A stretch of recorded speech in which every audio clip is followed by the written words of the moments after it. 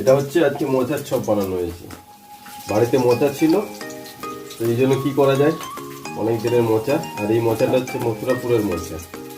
এই জন্য আজকে অনেক ইচ্ছে ছিল মোচার চপ বানানো, তো মোচার চপ বানিয়ে নিলাম। আপনাদেরকে দেখাচ্ছি, আবার আমি দিচ্ছি।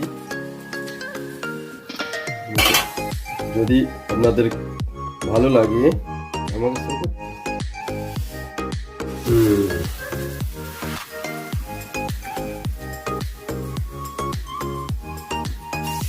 এই যে মোচার চপ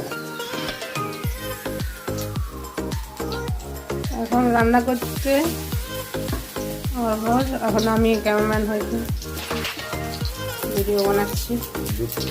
এটা হচ্ছে মোচার চপ, আর এখানে মোচা পুরো রেডি করে নিয়েছি। রেডি করার পর আমি পুরো বেসন দিয়ে, মোটামুটি বেসনের সাথে অনেক কিছু দেওয়া হয়েছে যাতে মুচমুচে খেতে হয়।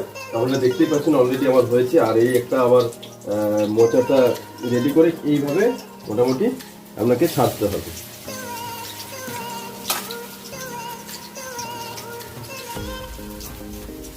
যাই হোক,